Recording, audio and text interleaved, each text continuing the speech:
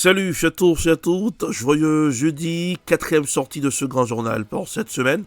Depuis les studios de Swag Radio dans la capitale des grandes écoles du monde, Boston, Massachusetts, Ehrlich d'Aurelas, pour présenter ce grand journal. Tout de suite, voici les infos. Massacre à la Bauderie, Cabaret, plus de 40 morts dans une attaque armée. Une nouvelle tragédie en deuil, la commune de Cabaret. Située dans le département de l'Ouest, plus de 40 personnes ont été tuées lors d'une attaque menée par des hommes lourdement armés dans la localité La Bauderie. Selon les déclarations du maire de la commune, Joseph Johnson Guillaume, écoutons un extrait dans ce grand journal. La commune Cabaret, bon calme apparent depuis dimanche après-midi. Et concernant qui sont capables de faire atrocité, ça, on règle, on va pas expliquer au niveau de la Bauderie, c'est une habitation qui trouvait dans la première section commune Cabaret, proche avec la commune Akaye. Et c'est une question, ça, tout le monde a posé question, toute autorité dans la communauté, et le monde qui est dans la société civile, là, a posé question, ça, et pour ça, tout le monde dit, et là, il faut qu'il engage des sociologues qui sont capables de regarder pour et qui ça exactement qui t'a animé, monsieur, puisque vous connaissez Cabaret, c'est un territoire perdu, et ça veut dire, monsieur, armé était toujours en prison, première section, hein, et surtout la Bauderie, il était combien de sortis dans cette zone-là, et après, les multiples attaques qu'ils ont fait sur la commune Akaye, lui-même qui campait et avec la police nationale d'Haïti, les brigadiers, force n'a pas qu'à arriver, il n'y a pas qu'à rentrer au niveau et commune Akaye, et bien c'est comme ça, et puis jeudi, et vendredi, et bien ça nous a un tsunami qui passe au niveau de la Bauderie, côté qui était un pile tout le monde mourir, et jusqu'à présent qui tombe très amer.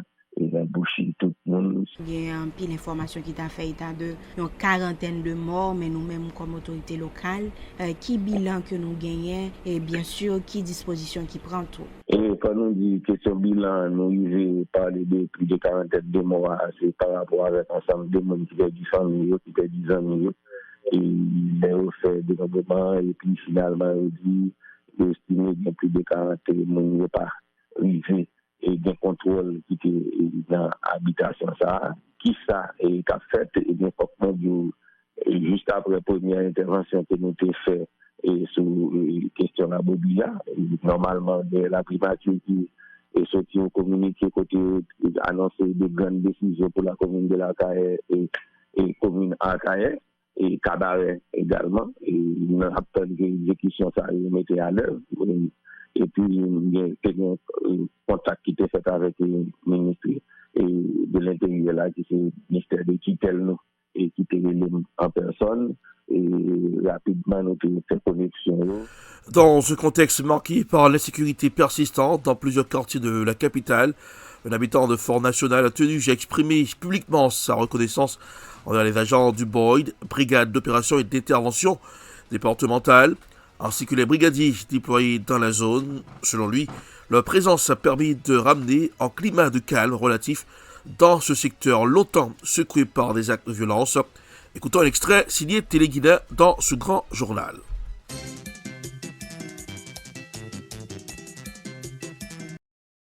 Et on regarde pour eux, à clair on constater dans la zone dans la jodi là où est blindé et Boyd là capable de descendre Fonds national pour aller pour aller de yo. C'est grâce à support nèg brigadier yo. Malgré kayo victime donc on pense yo pas ta camper catégoriquement kif pour être empêché ça fait parce que ça te plus grand que yo. Mais je dis à me penser à garantir que nèg agent brigadier Fonds national yo bail tout le monde capable vinn Fonds national dans respect, dans qualité. Nous regardez là ça c'est première église christianifiée de Fonds national qui t'a dirigé par réveillant de guerre. C'est comme ça l'église a passé, tant bon Dieu. Ça c'est l'école qui était là, l'école, business monde, mon cash, tout ça. Ça c'est en droit côté monde te kon vendre, côté monde te kon créer quelque activité. Finalement nous ouais, yo tout tombé, yo tout fini. N'a voulu solliciter et remercier Boyd qui c'est monsieur Higgins qui campait, qui dit li pas quitter Fonds national perdu avec support population. Dans le dernier jour, en mois de février, que ce passé là, li camper tâche pied, li permettre jodi an zone nan rete vivant et moi-même capable venir Fonds national pour me dormir dans respect, dans sécurité digne. M'a voye dit avec Vladimir pas raison. L'école pral ouvrir. Argent brigadier nous yo en dedans Fonds national, plus précisément poste marchand, terrasse, bas fort, derrière fort, haut fort, deux basse boy. La Cour d'appel de Port-au-Prince a tenu audience cette semaine sur le dossier de l'ancien directeur général de l'Office national d'assurance vieillesse, ONA, Marc Jemli Jean-Baptiste, arrêté le 7 février dernier dans le cadre d'une enquête judiciaire. Les magistrats ont entendu les différentes parties et ordonné le dépôt des pièces nécessaires afin de pouvoir statuer dans les délais prévus par la loi sur la requête de libération provisoire déposée par ses avocats. Voici un extrait signé Télé Guinée.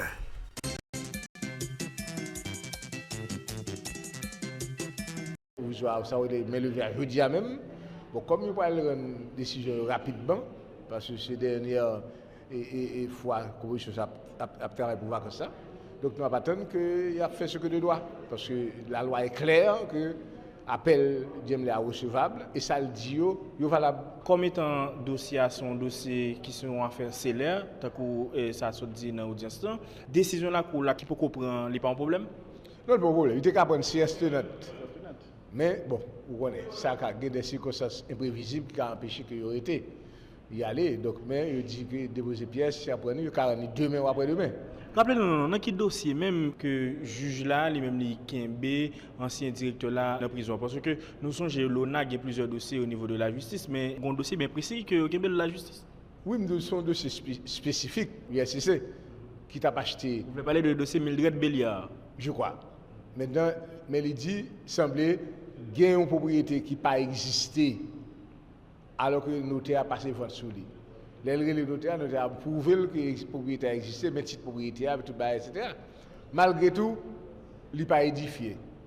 Eh bien, Nous restons toujours en Haïti dans ce grand journal, la police nationale d'Haïti, PNH, en partenariat avec le haut commissaire des Nations Unies aux droits de l'homme, HCDH, ONU, Femmes, le bureau intégré des Nations Unies en Haïti, BINU, et le gouvernement du Canada a lancé une campagne nationale de sensibilisation contre les violences sexuelles.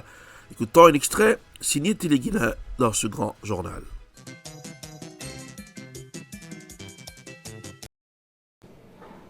Avec des mots simples, notamment la police là pour vous, ce message rappelle que la police est là pour protéger et servir. Mesdames et messieurs, depuis plusieurs années, les violences sexuelles et sexistes, et en particulier les viols, sont utilisés par les gangs pour instiller la peur, contrôler les populations, en particulier les femmes et les jeunes filles. Les violences sexuelles aussi existent et sont enregistrées au sein des populations et dans les quartiers. Efficace avec les services sociaux et judiciaires.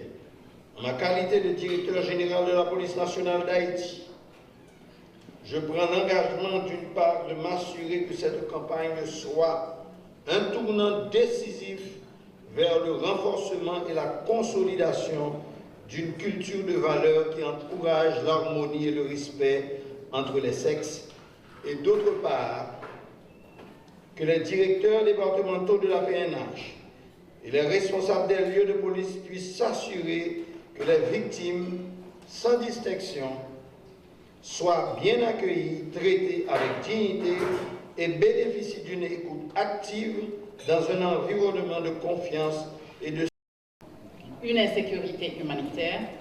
Cette campagne vient donc à point nommé. En effet, les violences sexuelles et basées sur le genre constituent l'une des violences les plus graves des droits humains.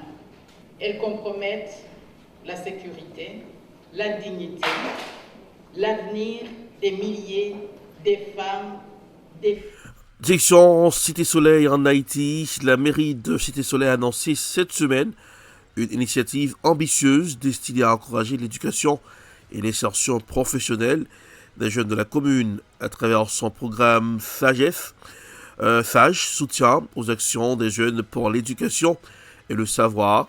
L'administration municipale prévoit d'accompagner 400 jeunes cette année dans leur parcours universitaire et dans l'apprentissage de métiers professionnels.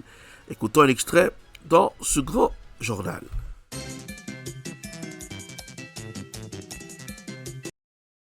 C'est nous qui accompagnons jusqu'à ce que vous finissez. Il y a des gens qui fini déjà. Il y a un qui travaille dans Brana, il y a un qui travaille Léogal, il y a un qui travaille partout. Mais 400 personnes qui vont rentrer là, nous ne connaissons pas ça qui bien.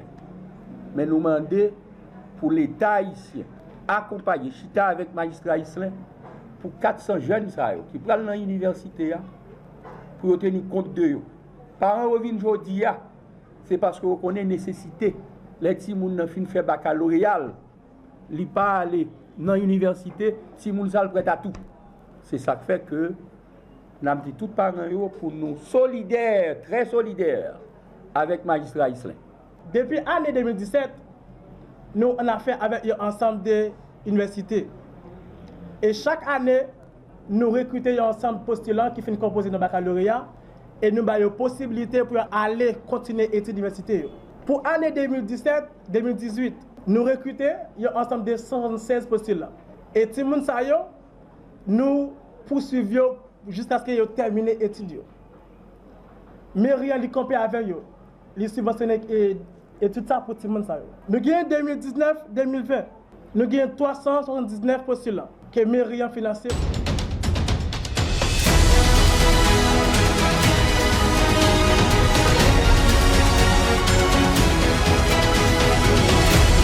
De Rechef pour la suite de ce grand journal sur Swag Radio. Passez la commande à Alexa. Alexa, open Swag Radio. Écoutez-nous 24 heures sur 24. Swag Radio, l'énergie, le flow et l'attitude. Swag Radio, le son qui swag. Très bientôt, vous aurez Swag Radio et sur iPhone ou sur Android. Préparez-vous. Aux États-Unis, l'émission de Jimmy Kimmel suspendue après ses propos sur Charlie Kirk. Le célèbre animateur avait accusé lundi la droite américaine d'instrumentaliser le meurtre de l'influenceur ultra-conservateur Charlie Kirk à des fins politiques. Voici un reportage à signer Euro News. Le meurtre de Charlie Kirk et ses répercussions ont fait une nouvelle victime. Le talk show de l'animateur Jimmy Kimmel a été suspendu par son diffuseur ABC pour une durée indéfinie. ABC, qui appartient à la Walt Disney Company, a motivé cette décision expliquant que les commentaires de Jimmy Kimmel sur la mort de Charlie Kirk étaient, je cite, offensants et insensibles à un moment critique du discours politique aux États-Unis. L'animateur avait affirmé que de nombreux membres de la galaxie MAGA travaillaient d'arrache-pied pour capitaliser sur le meurtre de Charlie Kirk. Il s'était également moqué de la réaction de Donald Trump, affirmant que le président américain avait réagi comme un enfant de 4 ans pleure un poisson rouge. La décision d'ABC a été saluée par le président qui a écrit sur son réseau Truth Social que cette annulation aurait dû être faite depuis très longtemps, ajoutant, je cite, que Jimmy Kimmel n'a aucun talent. Cette affaire vient s'ajouter à une série de pressions exercées depuis la mort de Charlie Kirk, où le gouvernement et certains régulateurs cherchent à faire taire les voix critiques et la satire. Nous irons à Londres dans ce grand journal. Le président américain Donald Trump a reçu un accueil grandiose au château de Windsor, comprenant une promenade en calèche, une cérémonie militaire, un banquet somptueux. Le Royaume-Uni espère impressionner Donald Trump et obtenir des concessions, en particulier sur l'Ukraine. Voici un reportage signé Radio-Canada. Un accueil royal comme Donald Trump les aime. Tout y est. Procession en carrosse avec le roi et la reine dans l'enceinte même du domaine. Fanfares, tambours et cornemuses, un clin d'œil aux origines écossaises de Donald Trump. Au total, 1600 membres des forces britanniques. Le président américain a passé en revue la garde royale, puis la fameuse patrouille Red Arrows de la Royal Air Force. Une visite qui se déroule à huis clos, sans contact avec le public. La veille, des manifestants avaient projeté une photo de Donald Trump et Jeffrey Epstein sur le château. À Londres, ils étaient des centaines à manifester contre la présence du président américain. Il n'a pas de morale, dit-elle, pas de morale, c'est épuisant. Londres a voulu faire du bruit, mais rien pour perturber la visite d'État à Windsor, à 40 minutes de Londres. Un dîner royal pour clore la soirée, 160 invités autour d'une table de 50 mètres dans le célèbre salon Waterloo au château de Windsor. Parmi les convives, Tim Cook, le patron de Apple, Sam Altman d'OpenAI, Larry Fink de BlackRock, car ici on fait aussi des affaires. Également présent, Rupert Murdoch, propriétaire entre autres du Wall Street Journal, que Donald Trump poursuit pour diffamation dans l'affaire Epstein. Mais l'heure est à la célébration. Le roi Charles a d'abord salué cette relation spéciale avec les États-Unis. Our countries are working together in support of crucial diplomatic efforts. Nos pays travaillent ensemble, dit-il, pour soutenir les efforts diplomatiques cruciaux. Votre engagement personnel pour trouver des solutions pour la paix. L'Empire britannique a posé les fondements du droit, dit-il, de la liberté d'expression et des droits individuels. Pompe et faste étaient donc au rendez-vous. Londres veut amadouer le président américain, notamment sur la question ukrainienne, mais aussi sur les droits de douane. Washington impose au Royaume-Uni 25% de tarifs sur l'acier et l'aluminium. Jeudi, le Premier ministre britannique Keir Starmer tiendra une conférence de presse conjointe avec le président américain. Ici Azab Ouadlet-Guerguis, Radio-Canada, Washington. Nous irons dans la bande de Gaza. Les médias palestiniens rapportent que l'armée israélienne a pris pour cible les civils et tué des dizaines de personnes, dont des femmes et des enfants, compte tenu de leur manque d'argent et de leurs mauvaises conditions de vie. Certains habitants affirment que la mort est préférable au déplacement. Voici un reportage signé CGTN News. Où suis-je censé aller? Je ne pars pas. Où suis-je censé aller? Je n'ai nulle part où aller. Où suis-je censé aller? Il n'y a pas de lieu où aller. Alors nous restons ici. Si nous devons mourir, nous mourrons ici. Se déplacer est difficile. Pourquoi refusons-nous de partir? Parce que se déplacer est vraiment difficile. Mieux vaut la mort que le déplacement. La mort vaut mieux pour nous. Nous avons accepté la guerre, mais pas le déplacement. Où est la sécurité? Où sommes-nous censés aller? Si nous allons vers le sud, nous mourrons. Et si nous restons ici, nous mourrons. Alors, où sommes-nous censés aller? Trouvez-nous une solution. Où suis-je? La Réserve fédérale américaine, Fed, a baissé mercredi ses taux d'intérêt pour la première fois de l'année dans une portion jugée trop timorée par le nouveau gouverneur de l'institution, tout juste promue par Donald Trump. Voici un reportage signé France 24. Donald Trump le réclamait depuis des mois, c'est désormais chose faite. La Réserve fédérale américaine annonce une baisse de ses taux d'intérêt, une première depuis le début de l'année. Pour soutenir nos objectifs et compte tenu du changement dans la répartition des risques, le comité fédéral a décidé aujourd'hui d'abaisser notre taux directeur d'un quart de point de pourcentage. Nous avons également décidé de poursuivre la réduction de nos portefeuilles de titres. L'annonce n'est pas une surprise, les investisseurs l'avaient anticipé depuis plusieurs semaines. Dégradation du marché de l'emploi et de la conjoncture économique, autant de motifs pour justifier une baisse des taux.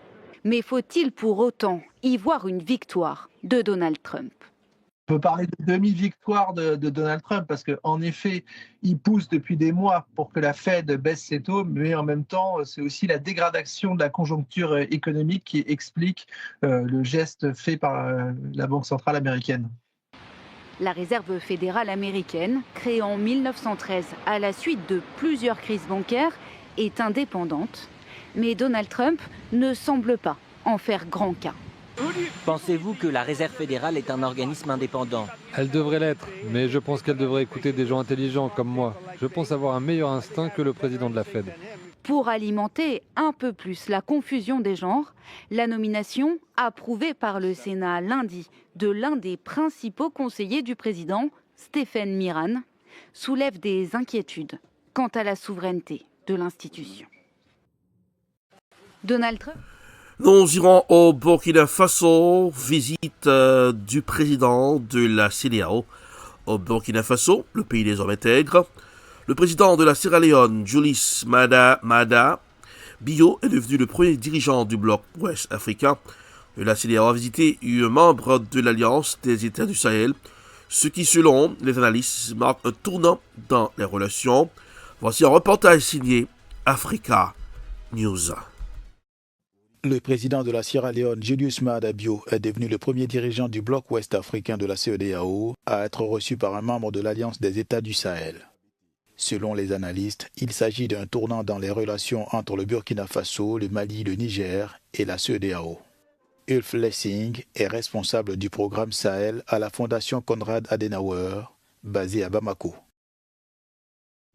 Les commentaires du président ont été les plus optimistes de la part de la CEDEAO. Ils ont finalement réalisé que ces pays ne reviendront pas et maintenant leur approche est de coopérer, d'accepter cette division et de la faire fonctionner pour la vie quotidienne de millions de personnes, pour que les gens puissent continuer à voyager, à travailler dans d'autres pays. Les biens peuvent continuer à être échangés.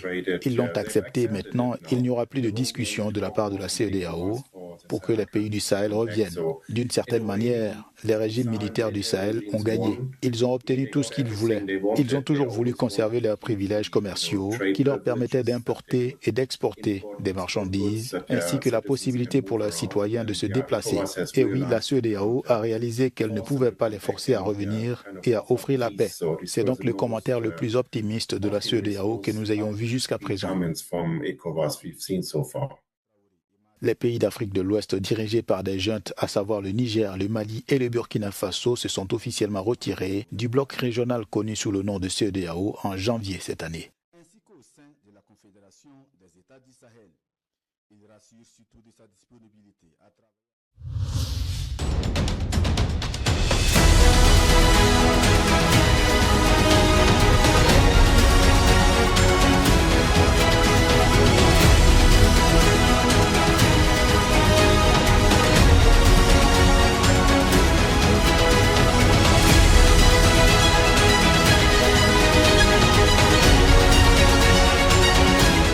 C'est la fin de ce grand journal pour ce jeudi 18 septembre 2025. Mais avant de partir, la couleur du temps pour ce aujourd'hui, tôt le matin vers 7h à Versailles, puis 61 degrés Fahrenheit, matinée pluie, puis ciel couvert, oui, 61, jusqu'à 65 degrés Fahrenheit à midi.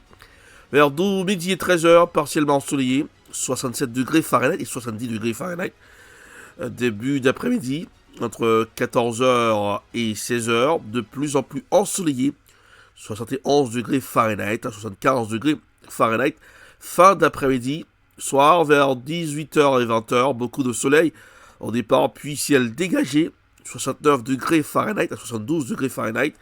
Soirée tardive, claire, jusqu'à 64 degrés Fahrenheit, 67 degrés Fahrenheit. Le temps commence humide le matin avec des averses à prévoir, puis s'améliore progressivement au fil de la journée. L'après-midi sera le moment le plus doux et agréable avec beaucoup de soleil et des températures jusqu'à 75 degrés Fahrenheit. Le soir, retour à des conditions claires avec un refroidissement modéré pour ce jeudi 18 septembre 2025. C'est la fin de ce grand journal. Continuez d'écouter Swag Radio sur Alexa. Passez la commande Alexa, Open Swag Radio. Écoutez-nous sur le lien. Visitez la page P-News sur WhatsApp. Merci à tous ceux qui ont visité cette page. Merci à tous ceux qui apprécient le travail de P-News. Les informations en créole. Pour vous, créole haïtien. Et puis, Swag Radio sera très bientôt sur Android et Apple, iPhone. Préparez-vous, ça va barder. Swag Radio, la radio qui vous apporte un max de son et d'infos. Mon nom, c'est Erlich Dorelas. J'étais depuis les studios de Swag, de la capitale des grandes universités du monde, Boston, Massachusetts. Passez un excellent jeudi. N'oubliez pas de garder le sourire, car le sourire fera rajeunir le visage. Salut, à demain.